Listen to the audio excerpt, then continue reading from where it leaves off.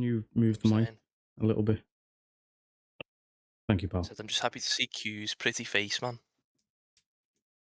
I live for these days. Me too. You're looking like a first round draft pick today, Q. Thanks, bro. I appreciate it. Ladies and gentlemen, welcome back to the Nameless NFL show. Boys, we are here. The Super Bowl is right around the corner. I can't believe it, man. We've done a whole season now in the bag. It was only 2 weeks, I think, we missed due to some serious health problems for one of the hosts. Won't say who it was. But yeah, so we've done a whole season under our belt. It feels good, man, and it feels good to be here for the Super Bowl. Now, the season is almost over, but that does not mean the Nameless NFL show is over. So make sure to like and subscribe to the channel with the notification bell on so you know when we drop videos, because we still have at least 4 more videos, I want to say, to go up based on this season.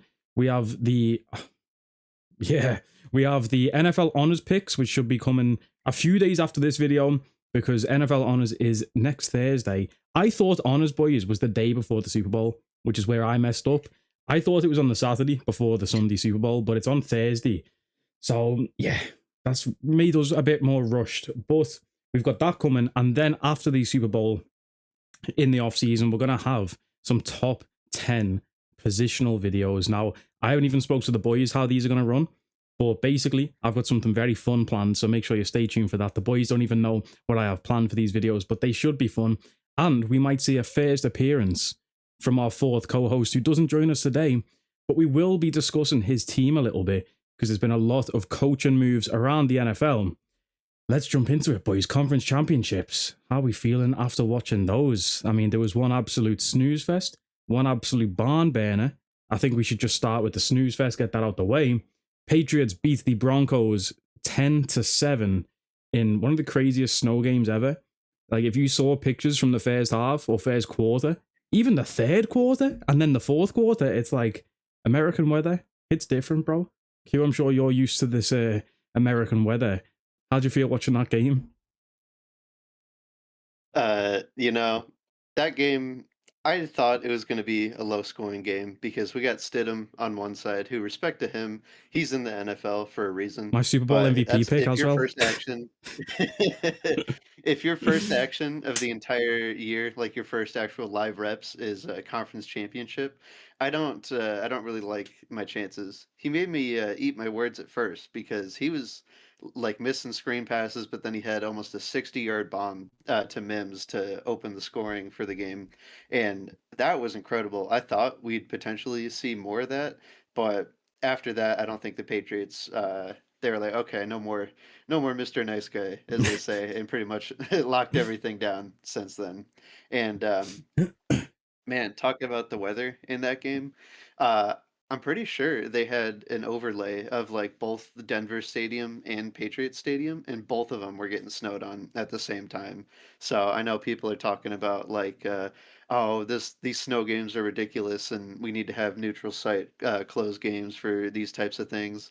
And it's like, bro, if the Patriots were the number 1 seed, we'd be dealing with the same exact thing. I think both these teams are more than capable to hold their own in this type of weather. Obviously, Drake May didn't perform super great. He hasn't all playoffs. He hasn't all playoffs. Jared Stidham didn't perform great. He took great. the words out of my mouth.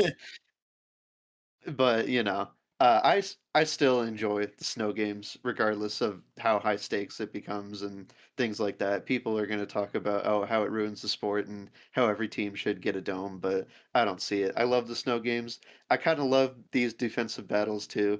It was a little bit ugly, but I think at the end of the day, if you're not going to go into the game with your starting quarterback, I don't see you winning. And yeah, despite a rough showing again from Drake May, I think the right team won at the end of the day. Yeah, Key, I wanted to ask you about snow games, because there was like a lot of talk about the snow and people saying every team should have a dome. You know, snow games are fun for the regular season, but when it's a championship match like this, it shouldn't be decided by the weather. That was a big argument I saw. What side of the fence are you on there, Key? Do you enjoy the snow games, or do you think it should be just straight out ball that wins these games and the weather shouldn't play a part? Because we saw that second half, no one could throw a pass, and even the run game, like RJ Harvey had 37 yards the whole game. Like, how'd you feel about snow games? I'm a big snow guy. You know, I feel like weather conditions is like turning injuries off on Madden. It's like it's part of life. You know what I mean? You don't go to work and turn customers off. You know what I mean? You just deal with what Turn you them got. on. Sorry, that was inappropriate. If my boss is watching, I'm sorry. No comments. But yeah, I like the snow games. I don't know what it is. It's just the elements of like it adds another level to the what's the word? Like The it adds competition or another like the level to the challenge in game it. and another Mm. like the challenge of it. Yeah, it makes it harder, and I appreciate that. Yeah, like Q, I know you said it was snowing in New England as well, but like, you know, you look at someone like Chicago, and I know they played Green Bay and you're both used to the weather, but having that home field advantage and being like, you know, you've got to come to our turf. I mean, even like the LA Rams going to Chicago, it's like you have all that sun in LA. You've got to come to our field, our domain. You know what I mean? Domain expansion. You've got to try and beat us in this cold weather, which we're used to. I like that aspect of it, where if you are one of these cold city teams, if you have the home field, it is an advantage for you, especially against these, you know, LA boys in the sun with the tops off. Yeah, I mean, I will also say people are going to complain about like, oh, nobody could throw a pass in the snow, and how can you expect Drake May to perform well in a blizzard? First of all, LaShawn McCoy highlights, half of them he's dashing through the snow. He's exceptional. You have guys who can do it. Matt Stafford last year against the Eagles, he put on a clinic, even though he lost in the Mm. playoffs. And also, in clean conditions for 10 and a half quarters in the playoffs, what are Drake May's stats? Because they haven't looked good, I'll tell you that. He has as many touchdown passes as Jordan Love, and Jordan Love only played 4 quarters. This guy's played 12, still only has 4 touchdowns, has quite a few turnovers as well. And like I said, 10 and a half of those quarters were damn near perfect conditions. So people So can complain all they want, are but you they got putting to step up regardless. are you putting the MVP favorite on Cookie Watch? Are you saying we give that grace to young players, even though he is a young player? But you know, this young guy who took the Boston City by storm. Is that what you're saying, Q? Are you saying that he's playing like a bum? I said he's got to be more than the schedule, as some people are calling him. The And schedule. Oh, you know, the schedule, there's one very important game left on it, so we'll see how he can do there. But yeah, as of right now, it's been looking very rough. that's an amazing slander name, by the way. The schedule and Josh Allen being called the rule book as well. Like, oh man, NFL fans are undefeated. Let's talk about Jarrett Stidham, bro, because let's talk about Sean Payton. Actually, you know, not taking that 3 points in the first quarter, I get it, and we have this discussion a lot on our show about momentum, things like that. You go for it on fourth down, you're trying to get 7 points there in the red zone to make it 14 zip, but you could have just made it 10-0, and that would still be giving you the momentum to keep going. Because then if the Patriots don't score and you make it 13 or 17 zip, then that's carrying the momentum. They went for it on like it was like 4th and 5. Do you know what I mean? It wasn't 4th and goal. It wasn't 4th and 1. It was like 4th and 5 in the red zone. Go for it. Don't convert, and then you don't score any more points the whole game. And as a man who picked Denver money line, I was mad because my pick on the show last week was Denver plus 4.5. Did I actually bet that? No, I got greedy, went Denver money line, and they lost. If I took the 4.5 points, would have been laughing to the bank, you know. But yeah, it's one of them, bro. They didn't deserve to be in the bowl, I don't think. No rushing game, no real standout in the passing game. The Denver defense, though, sensational. And we talk about Drake maybe in the schedule, his playoff schedule. Say what you will about, you know, like the Chargers O-line sucking, CJ Stroud being a special teams player, and who else did he play? Denver in the snow. It's like he's played some of the best defenses in the AFC, probably the top 3 right there.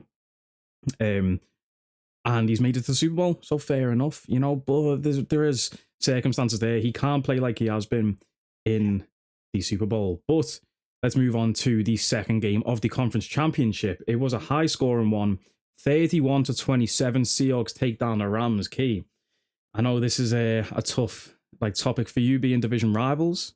Forgot to introduce the panel at the start. Hopefully, I just put our names on the screen.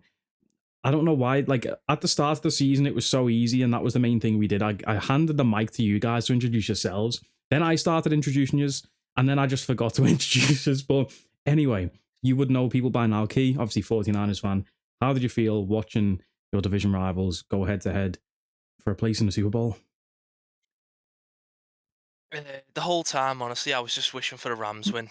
I don't mind the Rams as much as I hate the Seahawks. It's like with the Seahawks being on like a 9 out of 10 hatred level, the Rams are like a 7. You know what I mean? It's like, yeah, some would say it's somebody versus somebody. You know what I'm saying? I think I know. I'm picking up what you're putting down there. Yeah. I'm not gonna say anything, but yeah, it was. You know what? Taking all favoritism out of the game, it was a good game. I couldn't appreciate it. You know what I mean? It's like when you see like a, yeah, never mind. I wouldn't know where you were going with that. You don't. Well, we saw an absolute clinic from these two QBs. You know, some of the best defense in the league. Matthew Stafford goes for 374 yards, 3 tuds, 3 tuds for Sammy D too. Really, just what a game, bro! What a game. You know, was interested to see how this Seattle rushing game would look without Zach Charbonnet. Obviously, he went down the game before. Kenneth Walker still went crazy. I will say though, their backup was it Holani? His name is Holani. I don't know how to pronounce it. Like, bro, you know, if he's on the field, you just know it's a pass play kind of thing because 3 attempts for 4 yards. Like, come on, bro. Losing Charbonnet was actually massive because you look at, I mean, we'll look ahead to the Super Bowl soon. They have 2 backs. When Stevenson gets tired, Henderson comes in, you know, and that's a benefit for the Patriots over there. But we'll get to that later. The story of the game for me, though, JSN, bro. Jackson Smith and Jigba, that guy is unbelievable to watch. One of my favorite players in the league to just watch. 10 catches, 153 yards, 1 tud. The touchdown was great as well. What a play call from the OC, who is called, what's his name, Q? It begins with a K. I always get him confused with Cliff Kingsbury, but that's the Commanders guy, isn't it? Clint Kubiak. Clint Kubiak, that's it. They both got 2 Ks in the name, you know. Add a third one on there. Oh, don't. Definitely don't, actually. Anyway, yeah, what do you like from this game, Kuhn? You had the Rams, didn't you, as well? You had the Rams pick. Both of you had the Rams. I had the Seahawks. Just saying, 2-0 last week on my picks. Hooker had 165 yards. Damn, I didn't even realize that. He had more than JSN. Yeah, no, everybody was balling out in this game, it felt like, except for one punt returner who, for his sake, I will leave nameless. But, man, if you say that again, muff punts like that in a game like this, yeah, you were out there muffing punts for the Rams. Catching it in missionary. Did you see that tweet? He said, season on the line and he's catching a punt in missionary. Yeah. No, outside of the special teams performance, I thought the Rams played great. Obviously, the Seahawks were great all around. And this was definitely one of those, just like you said, barn burners, just one blow after the other. Everybody's trying to kill each other, making their way to the Super Bowl. And unfortunately for my guy, Devontae Adams, 0-5 in NFC Championship games. You absolutely hate to see it. And that's all. I can't even say anymore. I'm going to cry, man. I feel so bad for him. It's actually an impressive record. To even get to 5 of those games in your career and to lose all 5 of them, it's like, what more does he have to do? You know, like, really. But yeah, who knows where he'll be next season, if he'll get another chance at it, if he'll stay in LA, if he'll, you know, possibly reunite with some old faces over in Pittsburgh. I doubt it, though, but that's just, you know, a little pipe dream right there. But conference championship was a very fun weekend. You know, I did end up winning a bit of money despite the Broncos selling me. Shout out to the Seahawks, man. You know what I mean? Almost got sold by Kyron Williams. I took an alt line 30 yards. He had like 27 yards or something for like, it wasn't until the 4th quarter he ended up getting his 30 yards. And I was like, oh my God, bro, I nearly lost on such a simple play. But shout out to the Seahawks. Shout out to the Patriots. They are through to the Super Bowl. Now, we will have chapters in the timeline down below if you want to skip to our Super Bowl picks. But if you do that, you're a weirdo. So don't do that. Just watch the video, support the boys. It helps out the show the longer you watch. We are going to talk now a little bit about some news around the NFL before we get to our Super Bowl picks. I was going to jump in with the coaching changes, but first of all, I do want to ask the boys how they feel about perfect timing Shedeur Sanders making the Pro Bowl. Now, Key, me and you have spoke about this off camera. I know your feelings you want to just tell the viewers how you feel about my boy Shedeur making the Pro Bowl in his rookie year, and then Q, you can jump off the back of what he has to say. Hate being a hater. I do. I hate to hate on a hater, but I just don't think it was deserved. You know what I mean? Obviously, I feel like it was just such a perfect timing with everyone being injured Say that again. that he got it. So it's just it's a little annoying, but it is what it is. It is what it is. I feel like Cam Ward would have gone in over him, but obviously he's injured. Bo Nick's injured. Jay Terrible Hairbo. sauce. Or is Jay Hairbo in? Jay Hairbo. Or is he, I swear he's getting surgery on his wrist. Possibly. I don't know. There's a few QBs I would have put in over him, but obviously injuries and turning it down like A-Rod. It is what it is. Perfect timing. Yeah, I mean, it'll look great on a resume later, but as we've seen throughout the years, the Pro Bowl isn't exactly what it once was. I mean, good for him for making it. Obviously, you have a lot of injuries and a lot of people just not really feeling up to it in front of him. So, I mean, it is what it is. You get your chance eventually. He didn't get his chance till like what, 7 weeks left in the season, something like that. Maybe he can go out there. I know it's a flag football tournament, but maybe he can go out there, create some splash plays, and get a little bit more confidence in him for his next head coach because he got a different one. We'll get into that obviously, but Did you say that? yeah, man. I don't. That was like the loudest fucking plane I've ever heard, bro. Sorry. It was so loud. Schizo mode returns. Sky yeah, was clear. no, I There was think nothing even there. yeah. No, I mean, you got Shedeur as a Pro Bowler. You got Keyshawn Nixon now. Same deal, is now a Pro Bowler. What happened to the game I love? All I know is next season I'm going to be introducing these Browns games on our show and being like the Pro Bowler, Shedeur Sanders. Doesn't matter how he got there. Like you say, it's on his resume now. You know what I mean? It's like people who call themselves a doctor, but they didn't study medicine. Their doctorate was in like archaeology or something, and they can call themselves a doctor. And it's like, you're not really a Pro Bowler, though, are you? But yeah, he's finally up there with the greats like Tyler Huntley. hey, Tyler Huntley might have had a shout this year, low key. Malik Willis as well. Does he have? Oh, he's NFC side, I guess, you know, but still. Anyway, another point I want to ask Key about, especially, and Q, get your thoughts off the back of it again. Because I mean, I'm sure everyone knows about how I feel about Shedeur making the Pro Bowl, but this is like most recent news. Just yesterday, Bill Belichick snubbed for the NFL Hall of Fame first ballot. I think you need 40 out of 50 votes to be a first ballot Hall of Famer, and he didn't get that. I think it was 13 people didn't vote for him, so he just missed out. But Key, I know you're a big Patriots guy. How are you feeling about Bill Belichick, one of the greatest NFL coaches in history, not being a first ballot? Should we just destroy the Hall of Fame? I was going to say bomb it, but I don't actually mean that. Like, should we just get rid of it? Let's say that. Should we get rid of the Hall of Fame, or does it still have some credibility in your opinion? We just found out 13 people don't know ball. That's all I can say. How can the most winningest coach ever not be a first ballot? Like, it's like, yeah, it's so stupid. It is so stupid. It's like Michael Jordan not making the Hall of Fame.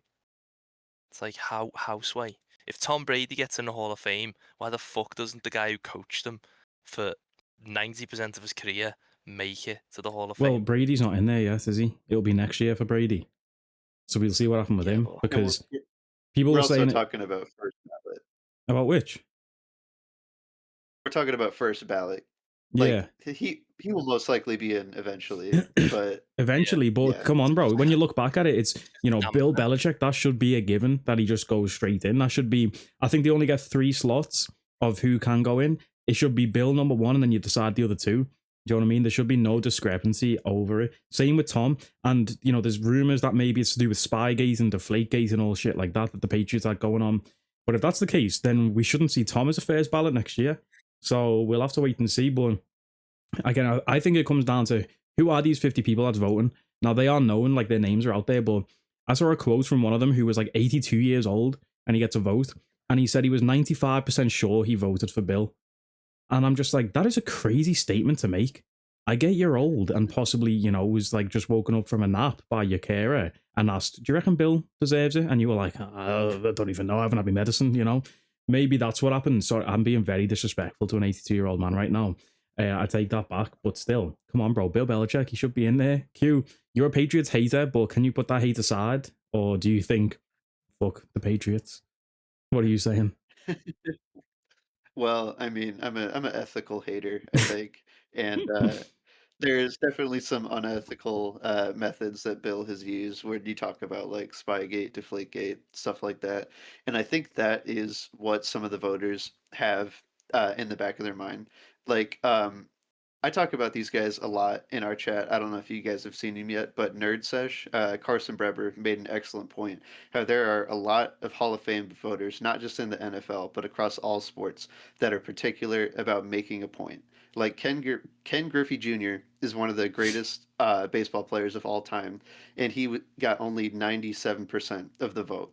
Like one of the greatest of all time, only got 97% of the vote. Just a couple years ago, I think like Ichiro, another like phenomenal baseball player, only got 99% of the vote because these guys are so like, oh, I don't want this player to be the first unanimous or whatever. And then you got just all kinds of other guys like he made another point like the fuck is his name? Carl Malone, who we really hate on this show. Yeah. He's in the Basketball Hall of Fame.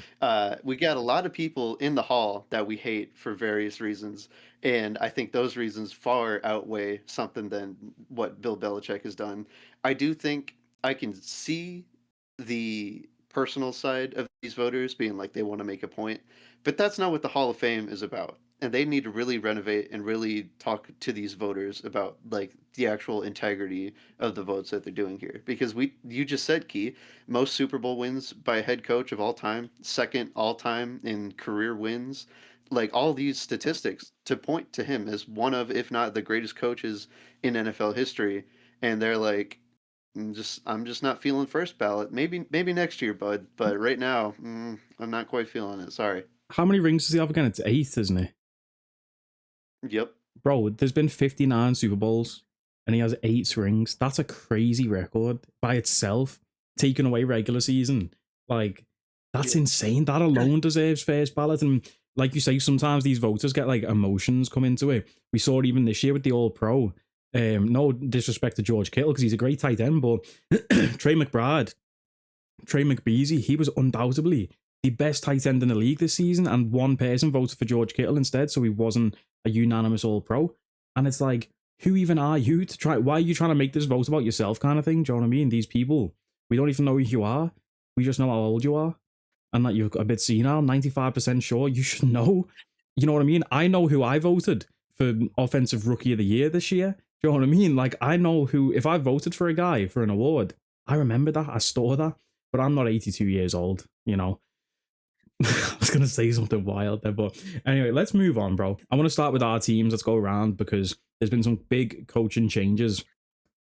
Cowboys obviously fired their defensive coordinator. That was actually shown on Hard Knocks.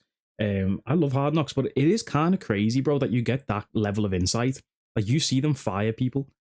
Like, I think that's kind of crazy, bro. Okay, imagine me and you got fired, bro, and someone filmed it, put on national TV. Like, that's actually wild. But Cowboys have hired Christian Parker as their new defensive coordinator, who was the Eagles pass game coordinator and DB coach. And I'm happy with that hire. You know what I mean? Familiar with our division. Obviously, he's worked with the Eagles for however long, just moving across to us. I do think it's kind of crazy when people do that. Even like Ben Johnson going to the Bears. Of all teams, you stay in the division. Like, that's kind of crazy, bro. But hopefully, I mean, we've got a new coach, but the players that he's got to work with are still arse. You know, you look at, he was a DB coach. He was coaching, you know, Quinyon Mitchell. Key's favorite name to say. Quinyon. You struggled with that one a few episodes ago. And Cooper DeJean, bro. You know what I mean? And I guess their other cornerback, whoever it was, bit arse. But still, you got 2 of the best in the game right there. They were votes for what? They're both Pro Bowlers as well, weren't they? All Pro. Anyway, yeah. Hopefully our team's just not ours next year, but it probably will be. It's the Dallas Cowboys. As long as Jerry's pockets are full, he don't care. Let's move across to my other team, because I support 2 teams because I'm greedy and I want everything to myself. Ravens hire Jesse Minter as the head coach. Good hire. Good hire. Obviously, the Chargers DC. I really did think we would go defensive. I thought Brian Flores would be the guy. I was actually hoping for Brian Flores as the guy for the job. But Jesse Minter can't be mad at that. Top 5 defense in the AFC last year. The Chargers. But again, they have dogs over there. This Ravens defense. We've got a few good players, but it's an aging team. Roquan Smith, I always joke about how slow he is. And then, I started doing cardio this week and pulled my hamstring. So maybe I can't make jokes about people how fast they run.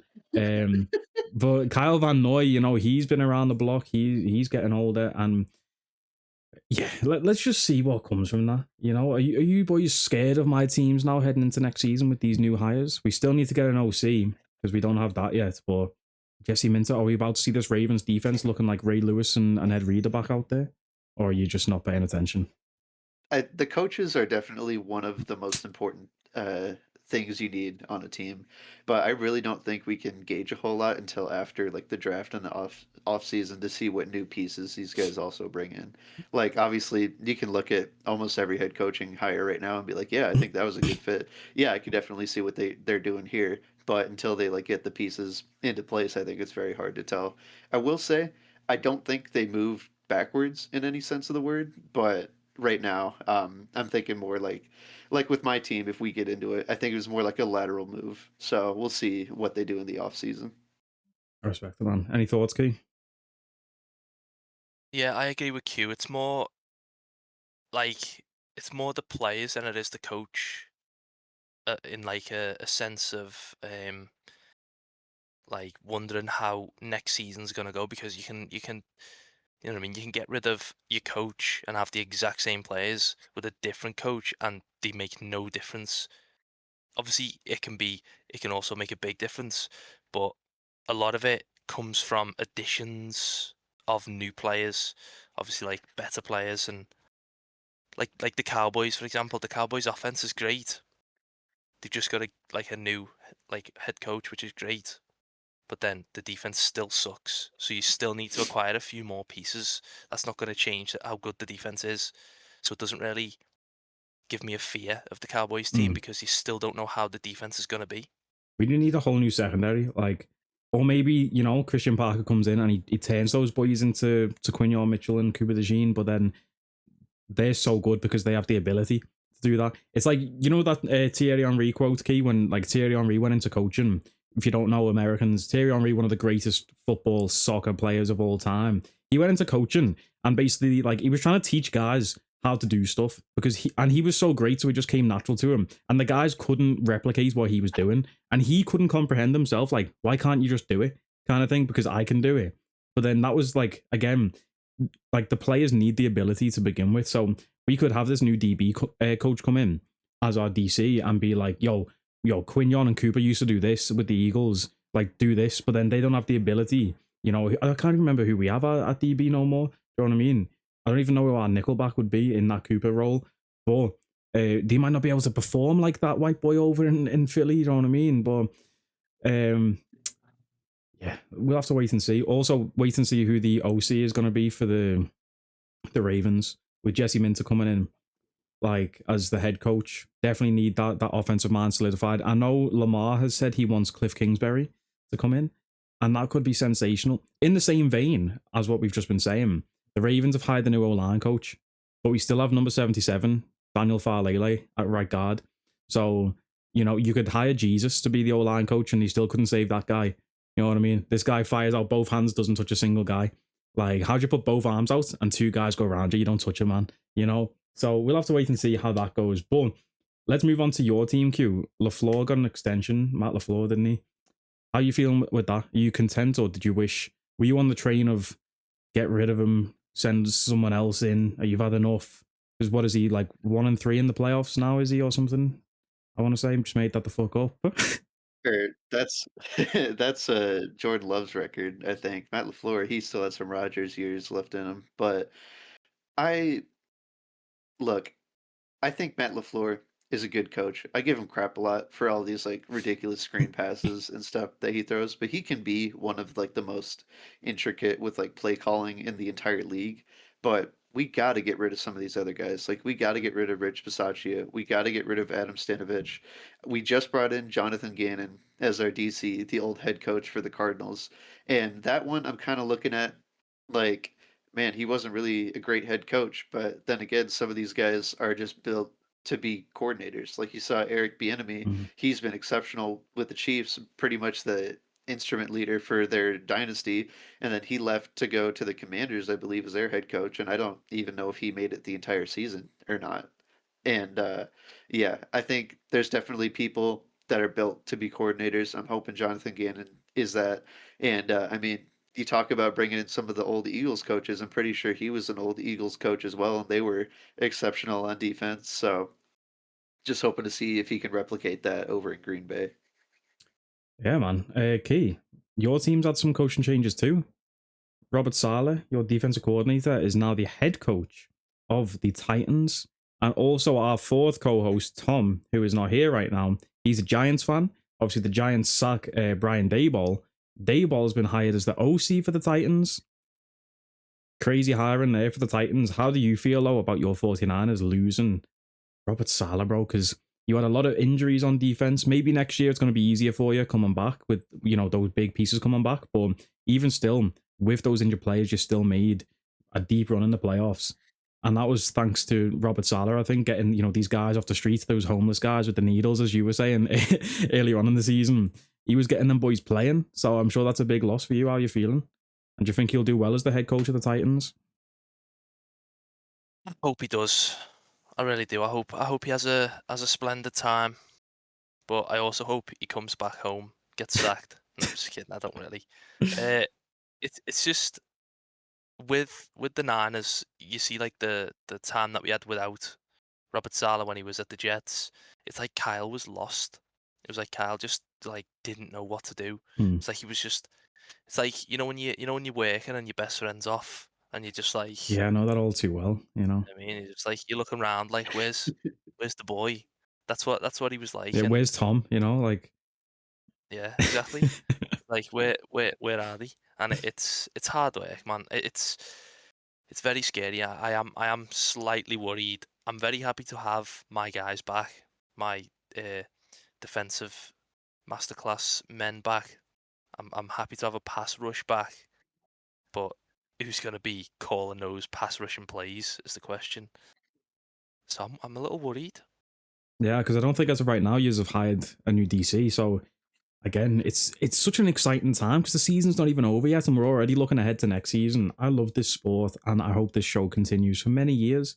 For that to happen, though, we need a sponsor.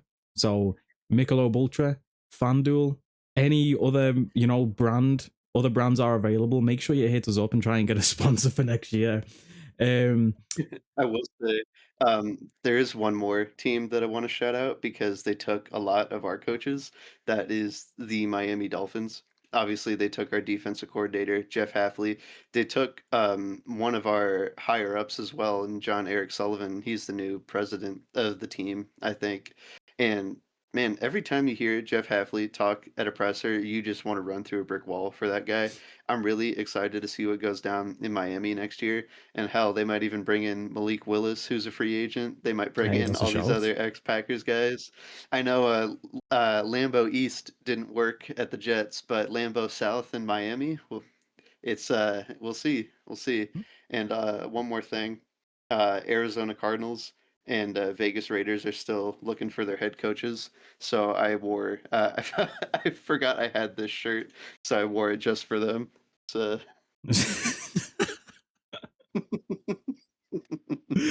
Oh man. Tom Crook, man. I love Tom this time of Crook. year. Well, on the Cardinals, Key, you probably haven't seen this because it's a very recent clip, or you might have. Did you see what Fred Warner said about the Cardinals on the Amon Ra podcast? The Yeah. Dragons So heads. Fred Warner was on Amon Ra St. Brown's podcast, and he was having a discussion about who the best division is in football. And he was saying it's them. And then Amon Ra was like, well, what about the Cardinals, though? Because those guys, And then Fred Warner said it's like that meme of the dragon with 3 heads. And then one of the dragons just has like its tongue out and the googly eyes. And he was like, that's the Cardinals right now. I just thought that was such a funny thing for a player to say about the division rival, on a platform. There's just no rules. But a few more coaching changes. Obviously, Tom is not here to join us, but I did want to say the Giants hired John Harbaugh. We've mentioned that briefly. I thought John was just going to take all of his coaching staff from the Ravens to the Giants, and he did. But then Todd Monken, the offensive coordinator, has been hired as the new Browns head coach. Now, the Browns head coaching job, Q, you were nearly giving them the same t-shirt reveal because nobody wanted to coach over there. Let me run through a list of everything that happened with the Browns. So, obviously, Stefanski got fired. He's now the Falcons head coach. We'll mention that again in a sec. 6 seasons. In fact, let's talk about In fact, no, I'll save that because I want to slate that guy. But the Browns did interviews, right, with Grant Udinsky, which is the Jags OC. He's turned down a head coaching job to stay as an OC. Now, the pay discrepancy between a coordinator and a head coach is quite big. So for him to turn that down, it's quite big. Rams defensive coordinator Chris Shula, Mike McDaniel, the obviously fired head coach of the Dolphins, he got interviewed. Jesse Minter also got interviewed. He is now the Ravens head coach. And John Harbaugh also had an interview with the Browns. Turn them down. Like, it's the guy. Well, the Browns are like the guy at the club, and the lights have come on, and he has no one to go home with. So he's just trying to grab any girl close to him and be like, "Can we just go home together?" And the girls are looking at this guy and being like, "You're chopped. You're unk. And you have no QB. Like, I don't want to coach a team with no QB, no O-line, an injured running back. But you do have Myles Garrett, though." It's like that meme of the girls turning him down and they see him get into a Lamborghini and they're like, "Oh, actually, like, that's the Browns. Everyone's turning him down. And they're like, "Oh, Myles Garrett, though, actually." But yeah, what an L organization. There was one girl that wanted him, Jim Schwartz, their defensive coordinator, and he did all the interview process for head coaching position. He wrote that damn essay that they're making people write for whatever reason.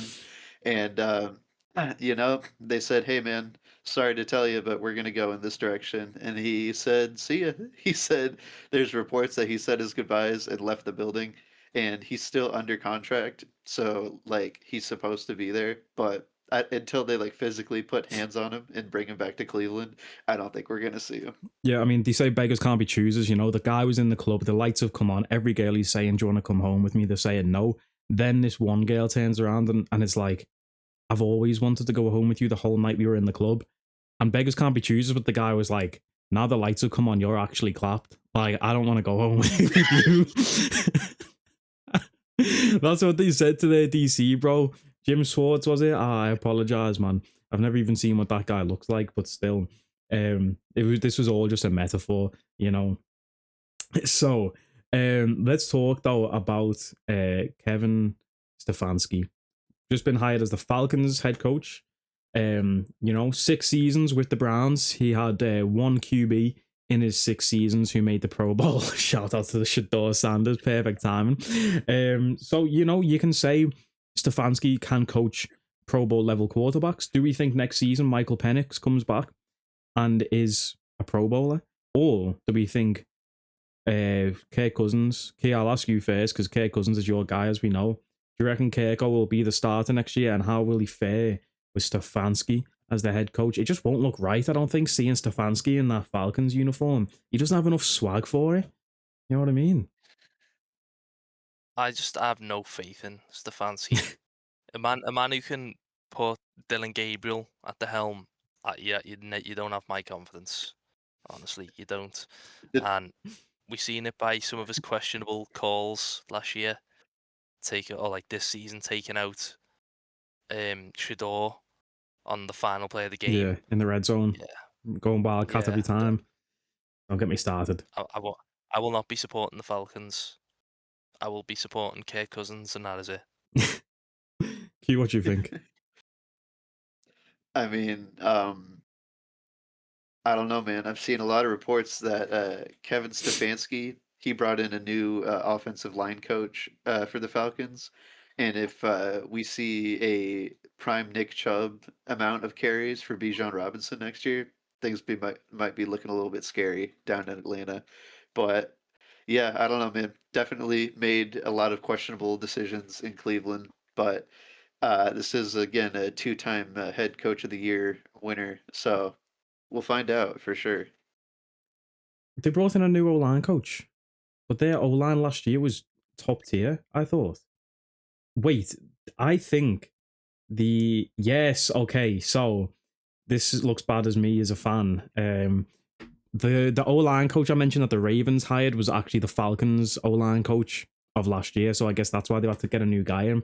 That's actually massive. Also very confusing because the Falcons ran an outside zone scheme a lot with their runs. A lot of stretch plays, getting Bijan out wide, the O-line shifts across. But then we have Derrick Henry, who's a downhill inside zone runner. You want to just, get Lamar under center, hand it off to Derrick Henry, get him ahead of steam and just run straight ahead kind of thing. So can he adapt? Because a lot of the times this season, if I ever saw Derrick Henry, if he had to stop his feet and try and get outside, that's when he would get tackled. Because he is like a train, he's a freight train, just run downhill. So interesting hire, will be interesting to see. And will Bijan Robinson have the production that he had last year with a new system over there in Atlanta? Will they make the playoffs? Let's find out. Now, with the Browns as well, a lot of people turning them down. A lot of people turning the Bills' job down. Nobody really wanted to go over there, which was surprising. They have a QB. That was the thing that the Browns didn't really have, apart from a Pro Bowler QB over there in Cleveland. But he's not Josh Allen. Let's be honest. But Joe Brady has been promoted from the Bills' offensive coordinator to the head coaching job.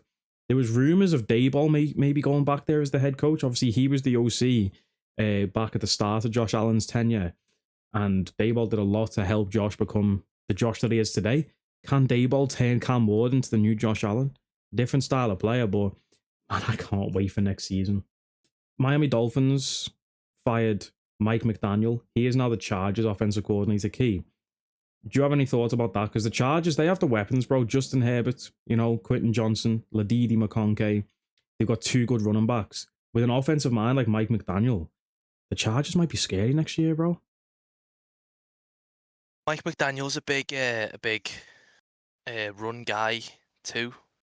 You see what he did with Achan. He's had this years with a lot of running backs. I think the Chargers really needed that other level to their offense. I feel like they were very Herbo dominant. So having that, having the running first offense could be a big change. Could be a big scary change. And they got two good backs as well. They're going to be very good. They got two good backs to go that way. Very good this year. With Hampton, obviously the rookie got injured, and then Vidal had to step up. While Hampton was injured, and he did step up, so they got two good backs. You establish that run game, it leaves shots downfield open. Quentin Johnson's got the legs. Ladidi McConkey, we saw what he did in his rookie year with Jay Herbo. Q, how'd you feel about the Chargers, bro? You scared of them looking at their division? Could their division next year be the one that has 3 teams or 4 teams challenging for the playoffs? The Raiders are in their division, never mind. Three teams maybe. This is exactly what I was talking about. The pairing of Mike McDaniel and Justin Herbert. I talked about it a lot in our conversations. I don't know if it's ever made its way to the show, but I talked a lot about. He's gone from Tua to Jay Herbo, which was the big debate in the draft, wasn't it? Because Tua went first. Yeah, that's literally what I was saying, dude. I talked about it. I'm like, the Dolphins should have drafted Herbert because they had the guys who can stretch the field and make those plays, and unfortunately, Tua doesn't always have the arm strength to do that. But if there's anybody you want to talk about with arm strength, you're talking about Justin Herbert. You're talking about guys like Josh Allen and them. So yeah, I definitely think this was a match made in heaven on paper. Like I said, Chargers seem to always let me down when I start believing in them. I can't get too high on it yet, but sounds pretty good so far. Another amazing slander name, by the way, Ifman, over with the Chargers. The NFL slander names are just top tier, bro. The last head coaching bit of news and talk I wanted to bring up was Mike McCarthy, Steelers head coach. Now, Q, you are a man who is very familiar with Mike McCarthy, as am I, So how do you feel about him linking up with A-Rod, though? That's the main part in this storyline, I think. Do you think he can turn that division around? And I think it's kind of weird. I get the experiences there, but I thought they might have gone for a younger guy. Maybe took a chance on a young guy like they did with Tomlin. Tomlin was only young when he got that job, wasn't he? And then he was there for 19 years. So, how do you feel about the Steelers and that old link up of McCarthy and A-Rod? You know, if I'm a Steelers fan, I'm absolutely pissed because, like you said, they broke the chain. Like, I don't know how old Flores is, but can you imagine if they brought Flores in as head coach with that defense? They would be looking scary. But somehow Minnesota's able to lure him back. So yeah, I'm sure happy about that. But man, to break the chain like that when you have three head coaches since 1970, and then to go off of that, you bring in Mike McCarthy. I'm not seeing it. For But context, McCarthy's luckily, 62, Flores was 44. yeah. Uh, But, as an outside observer, thank God the Steelers aren't my team. I absolutely love it, man. I think it's hilarious to try to bring in McCarthy and Rodgers for one last ride. And I love me some Mike McCarthy. He won us a Super Bowl. Uh, it's been a little bit rough outside of that. Obviously, had some up and down years in Dallas too. But this man, on his gravestone, it's going to say head coach of the Green Bay Packers, head coach of the Dallas Cowboys, and head coach of the Pittsburgh Steelers. Three of the most storied franchises in the entire NFL. And that alone, honestly, is just incredible. I again, um, if I'm a Steelers fan, I do not have high hopes for this season. As an outside observer, I am excited to see what the hell happens. Did he win a ring with yous?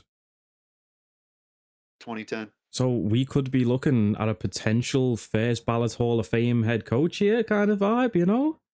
Just going back to the Bill Belichick argument from earlier, you know? That's the vibe I'm getting. Kate, we know you're a big fan of A-Rod as well. How do you feel about the nostalgia of seeing Mike McCarthy back there?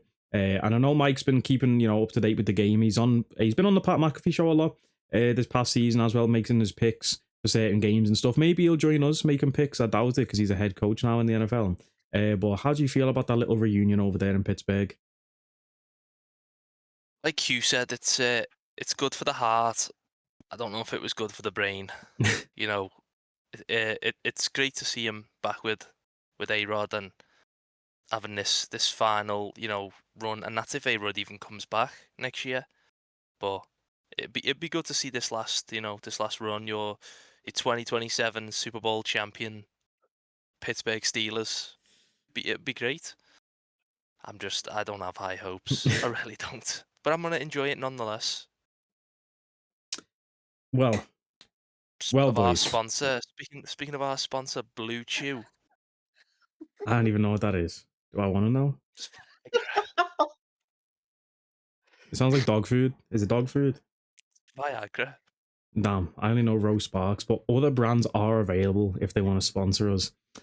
Anyway, boys, it's about damn time we made our Super Bowl picks. The Super Bowl is kicking off at 11:30 on Sunday. That's UK time. What time is that for UQ? That'll be 5:30 my See, time. that's a good time. Tea time, 11:30. I want to say that'll be 3:30 p.m. in San Francisco. That's wild. That is kind of crazy.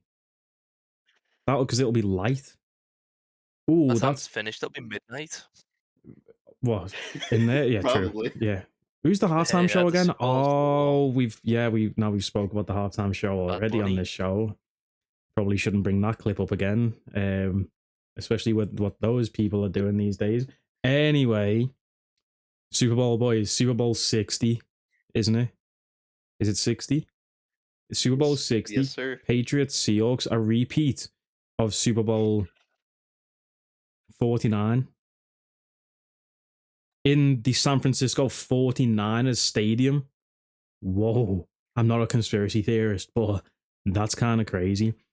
Key, you are seeing a division rival come to your house after beating you twice in the regular season. Did they beat you in the playoffs? They did. Beat you in the playoffs too. Belt to ass. Now they're in your house and have the chance to win the Lombardi Trophy. You must feel bad right now. You must feel like you're in a chair. One of those chairs that all hotel rooms have in the corner. You must feel like you're sat in one of those chairs right now. Not in the slightest. I can't even lie. I just want to say we beat them when we were fully healthy. at the start of the season. Okay. They beat an injured team twice. Whoop-de-doo. You know what I'm saying? Go all the way. But I'm just praying for a Patriots win. I couldn't care less if the Seahawks win. Honestly, I honestly couldn't care. They smell. You know what I mean? Sammy D. I like Sam Darnold, I do, but I could not care less. I like the Patriots. You know, Patriots are my guys. If the Seahawks win it, they win it. That's fine. But next year when we match up and we beat yous with a full healthy team, kiss my cheeks. How about that? Did you see the But Drake graphic? May, lead us to the promised land, son. Did you see the graphic of all the QBs in the league? This is at the start of the season, and it was like Drake May and Sam Darnold were stood together next to each other at the front, closest to the trophy.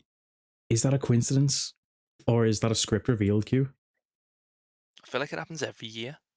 With this, like, that's crazy though, bro. There's some form of coincidence every year. It's usually the colours of the fucking Super Bowl posters and stuff like that. It's strange. Well, let's get into our picks then. So the Seahawks are currently favorites by 4.5 points in a Super Bowl. That's quite a big spread. You know, the past few years we've seen Eagles, Chiefs, and you know it's normally been 1 point, 1.5 points just to pick them. 4.5 points is a significant spread because if you take Seahawks outright, £100 returns £143. That's crazy odds. Over under in this game for total points is 45.5. That line opened up at 46.5, which means a lot of people are betting the under. The line for the spread opened up at 3.5. It's moved to 4.5, which means a lot of people are taking the Seahawks. Q, give us your rundown of this game, bro. How you feeling about the winner, the spread, the total points? How do you see the game playing out? What's the game script looking like in your mind? Well, I think for the Patriots, it's the same game script that we've been talking about going against Sam Darnold for every other team. You got to cause an early turnover. You got to get him unsettled. He's been looking exceptional throughout these playoffs, but we've said it every single week. We talk about Sam Darnold. He's liable for a pick. It hasn't come yet. You almost feel like the time is now. For the Patriots, you got to jump on those opportunities early and often, get him disrupted, completely throw him off his game like that.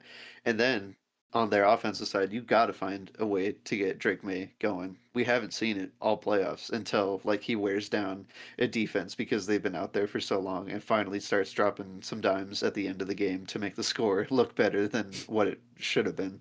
And let me tell you, man, for the Seahawks, they just got to keep doing what they're doing. They've been demolishing their competition in the playoffs. Number 1 seed on the NFC side for a reason. They've been great all year. They just got to not get too far ahead of themselves. They just got to keep doing what they're doing. I think if the head coach says anything other than let's go out there and win this, I think he's overcomplicating it. I think they just got to stick to what's been working, keep Sam Darnold upright, keep him at a consistent rate, and I can see the Seahawks winning this game. So when I'm a Packers fan and I think the Seahawks are the lesser of two evils, that really says a lot. But give me the Seattle Seahawks in this one. Okay, I like it. I mean, it's going to be probably a defensive battle. Like, you know, they say offense wins games, defense wins championships. These are two of the best defenses in the league. And, you know, those Seahawks boys, they call themselves the dark side. The defense, that's such a cold nickname. They are flying around, but the Patriots low-key sneaky because they don't have too many name guys over there. Obviously Milton Williams, the D tackle they brought in from the champion Eagles, he has the chance to go back to back. What a story that'd be for him. Christian Gonzalez at cornerback, you know, that's my guy. But you know, they've got players that make plays. Key, I mean, I think you kind of to give your pick already, but like give us the rundown. Are you liking Patriots on the spread? Are you liking Patriots outright? Or do you think Seattle will get it done despite being your arch nemesis? I don't want Seattle to get it done. I don't even want them to cover the points. I want moneyline Patriots. I want a big Patriots blowout. I want the Seahawks to not even score a point. You know, and I'll be happy. I mean, as a That's all I viewer, I need. would not be happy if that happened. If it's a blowout in a Super Bowl. I mean, even watching Kansas City last year, that was basically a blowout, and that was not fun to watch, especially when you had money on the Chiefs. Anyway, Q, have you got a score prediction for us? You think the Seahawks will win, but how many points by? Do you like the spread? or would you rather play it safe with the Patriots plus the points?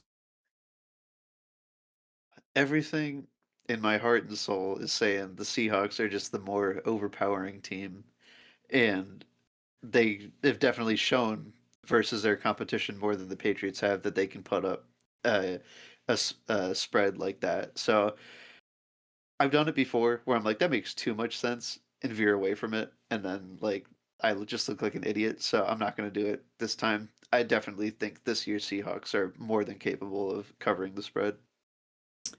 I respect it, man. Now, usually when these games open up, for most of the playoffs, regular season, I don't really do it, but most of the playoffs, I will see a matchup, make a score prediction in my head, then go to the sports books and see what Vegas is talking with the point spread and the total points. Now, the line opened up straight away at -4. I secured it at -4. There's my pick, Seahawks -4. I've just spoiled it without any build up, for fuck's sake, bad hosting right there. But the point I was getting to, my score prediction in my head was 26-20 favoring the Seahawks. I like the Seahawks to win this by 6 points. 26-20 was the score in my head. The total points over under in this game was 46. So I was like, I don't even know how to bet that. Because if I think there's going to be 46 points in the game, it's not over or it's not under 46 points. So I just can't bet it. It's moved now to 45.5. Do I feel confident taking over 45.5 points because I like there to be 46 points in this game? Not really. That's got me scared. And when I have a thought and it's exactly close to Vegas, I've done it a few times on this show this season when I've said like a score prediction or a spread, checked, and it's perfectly right. That makes me concerned that I am on the sportsbook too much. Call this number if you need help. Just flash the gambling helpline across the screen again. But nah, I am more of a gambler than used to. I get that, which is why I deal with spreads and stuff. But Seahawks -4.5, I like them all the way up to -5.5. I can't lie.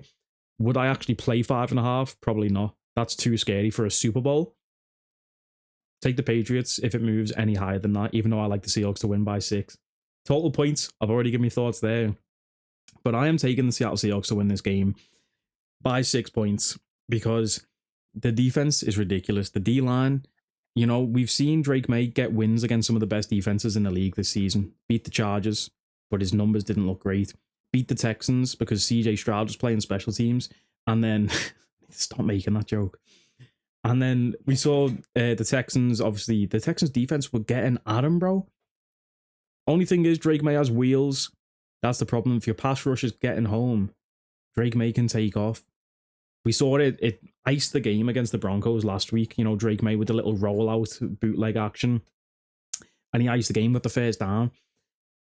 The Seahawks need to be careful for that. But, bro, their defense. Nicky Manwari at the back, the rookie safety. Ernest Jones, a linebacker. DeMarcus Lawrence is about to win a Super Bowl. He left Dallas and said, Dallas will always be my home, but I know I'm not going to win a Super Bowl there. He left Dallas, he joined Seattle, and he might be about to win a Super Bowl, which is kind of crazy. You know, the whole D-line, bro, even the other D-tackle I've been seeing highlights from a lot from, especially the Rams game, Byron Murphy, is it? I want to say, bro, there was this one play when he took a knee as a defensive tackle, lined up over the center, took a knee, and it completely wiped out a whole running lane for Kyren Williams. And they ended up getting a tackle of like 1 or 2 yards.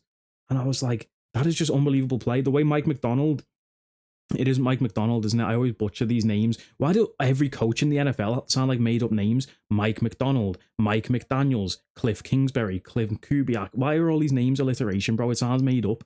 ChatGPT names. But anyway, familiar with him being the Ravens' old defensive guy. But man, JSN, bro. JSN, Sammy D. Light it up. Just give us something fun to watch. Even if the Patriots win this game, I won't mind as long as it's a fun watch. Because I'm going to be watching it with the boys. We'll have pizza in. We're going to have, you know, drinks of water. Drink responsibly. And I won't even care how much money goes on this as long as it's a good night. So give me the Seahawks. I hate to say it. And I like that we've got a split, Key. I like that you've gone with the Patriots. Because all too often, I'm seeing, you know, picks, shows where everyone's just on the Seahawks because they're the favourites. So I do like it that you're repping Mike Vrabel and Drake May, but give me the Seahawks and let's make a pick, boys, for our Super Bowl MVP. Now, last week I said Jarrett Stidham was my pick for MVP. Sadly, that's now literally impossible to happen. But Kate, you've got the Patriots to win. Who'd you like for MVP in this game? I feel like there's not many choices, honestly. I feel like if anyone's going to win it, it's going to be Drake May. I would love like a Diggs, MVP. Like obviously I wouldn't outside of football. Inside of the pitch, I would love like a wide receiver to win it, or even a Hunter Henry. Like What about Booty? Do you like Booty? anybody. I love Booty, honestly. I love Booty. I think he's a great player. Hey, that one on the I love catch to he had watch him. last week, though, I'm not gonna lie, was I've watched a lot of Booty this week, and it's been a great watch. It'd be great to see him win the MVP. Booty is my MVP.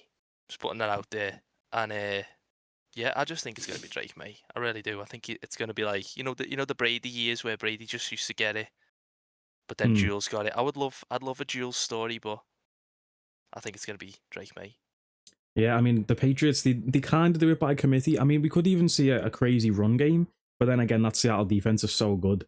I doubt it. But say the Patriots keep getting down to the goal line, Ramondre Stevenson, little like hat trick or something on touchdowns, and give us maybe 76 yards, 3 tuds. Like, that's hard to argue. He might have a few catches out the backfield too. I know the Patriots definitely, their backs get a lot of targets out the backfield sometimes. And with a defense as monster as Seattle, we might see a few checkdowns to the running back. The running backs could run their numbers up. Q, who do you like for MVP and why? Do you see it going to a Seattle player, or the very rare, only happened once, I think, in history, it going to the losing team? Yeah, well, I think, and rightfully so, I think we've moved past giving it to the losing team. So, obviously, the easy answer is if he has a great game, it's going to go to Sam Darnold. But I want to see, like he was just talking about, a receiver or somebody like that getting it. Like if JSN goes crazy, like how Cooper Kupp did, I see it going to him. And a dark horse is maybe like we've talked all playoffs about how Drake May has been struggling, and if he continues to struggle, who's going to get those turnovers on him? So maybe I could see like a DeMarcus Lawrence, another fumble return for a touchdown, or Nicky Minwari. He's been balling out in the playoffs. So those are some dark horse candidates there. I think my official pick is going to be JSN, just because I hope he goes crazy and they give it to him. But there's definitely a lot of options for the Seattle team. Yeah, the problem is with the MVP, like say you go JSN and he has 150 yards and 2 touchdowns. You look at Sam Darnold's stat sheet, he's going to have those 150 yards plus some and those 2 touchdowns on his stats too. So it has to be a very special performance, like you mentioned with Cooper Kupp. What about Cooper Kupp running it back? He's been there, done that before. Hey, what about it? What about Rashid Shaheed returning the opening kickoff of the bowl? I mean, we know that he can return opening kickoffs. I'm sorry, Kate. So bring that up. It's happened once. Lightning might strike twice. It was, right? I do remember, but I don't remember the name. But I remember that that happening. Was it for the Bears? Was it Devin Hester? Devin Hester. I do know her. Devin Hester, one of the greatest. Oh man. Well, for anyone interested, the current sportsbook favorites right now for the MVP, I'll run through a few. Sammy D is number 1. Drake May, number 2. JSN in our 3rd. Kenneth Walker in our 4th. Ramondre Stevenson in our 5. Followed by Rashid Shaheed, Stephon Diggs. Jason Myers is next. Jason Myers is the Seahawks kicker. If a kicker got, oh my god, imagine it's 9-3 and the 9 points came from Jason Myers field goals. He single-handedly beat the Colts this year. I think he's had, like 6 field goals in that game? That could happen again. Oh my god, imagine it though. That would be so boring. I do want to point out that Marcus Lawrence and Cooper Kupp are the same odds to win MVP, 100-1. That's worth a tenner each. Gamble responsibly. I'm joking. Remember, this is all for fun. My pick though for the MVP, I hate to lock it in and sound like I'm copying, but I'm going JSN too, bro. Jackson Smith-Njigba. Now, originally, that was my pick. And then I was like, oh, but he might get locked up by Gonzo. But Then I realized Gonzo probably won't move with him the whole game. You know, JSN, they play him out of the slot a lot. We see a lot of motion with JSN, bunch formations, getting him out there. Even last week, his touchdown came from in the backfield. They motioned him from out wide into the backfield, and he ran a little deep out, or a deep flag route to the corner of the end zone. And, bro, give me JSN, bro. I want to see a receiver get it. I can see the start line, 164 yards, 2 touchdowns. I can see it. I can see JSN with the Super Bowl champion hat on, holding the trophy. Sammy D next to him. You know? I can see it, bro. I really can. But then I could also see a world where Vrabes is up there and Vrabes wins the MVP. That's impossible for a coach to win it, but just imagine, you know? Bro, this is going to be such a fun game. You know, I think on paper, this is a good game to watch. Like, we've got 2 good teams here. If it was the, like, Eagles again, I'd be like, we've got to watch that bum-ass offense for fuck's sake. But the fact that we've got a team that's willing to play offensive football, what's his name? Clint Kubiak, the OC. He's up for assistant coach of the year this year. And we're going to get to see his play calling. But also, Josh McDaniels, the OC for the Patriots, up for assistant coach of the year. So we've got 2 sensational offensive teams here. And bro, it's going to be a good game. We've give our picks. We've give our MVP picks. Do you want to give any more picks for touchdown scorers, player props, anything like that? Anyone you can see having a good game? Any thoughts on touchdown scorers? No? I haven't really thought about it. I'm just fucking- thinking about I'll throw some out there then. These aren't all going to score at the same time, but I like Kenneth Walker and I like Jackson Smith and Jigba. I can't lie. Those are the 2 that if I was to... When I come to build a parlay, I'll post it on Twitter. Follow me on Twitter, link down below. I will post my Super Bowl parlay. I'm putting those 2 on there. Probably won't happen, but still, that's what I'm feeling right now. I haven't even looked at the lines yet for the receptions, things like that, but Jake Bobo over 0.5 yards. Boys, Jake Bobo found an ancient staff. Seen that meme I put in the Discord? Like, hey, 0.5 yards? On Jake Bobo over 0.5. His last 2 games, he's had 16 yards and 17 yards. 16, 17? That's not the joke. Sorry. Cooper Kupp's line is at 32.5. That's evil. That's an evil line. Rashid Shaheed, 20.5. This is where they get you, though. I like JSN over 93.5 yards, though. I really do. Maybe I might take Booty as well.